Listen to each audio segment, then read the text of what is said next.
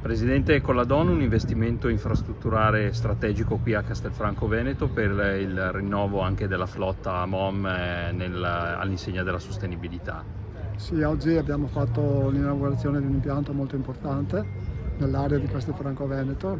Ricordo che Castelfranco Veneto è il secondo polo più importante della provincia di Treviso. Qui stazionano oltre 80 autobus che servono tutta l'area della Castellana, non solo Castelfranco Veneto. Quindi è un investimento importante, ha un valore importante, 4 milioni e 4, supportato da un contributo di 1,100, quindi l'azienda ha messo 3 milioni e 3, che non è roba da poco, ma è un investimento importante. Lo stiamo facendo sul materiale rotabile. Quest'anno abbiamo comprato più di 130 nuovi autobus, ma stiamo investendo anche in infrastrutture.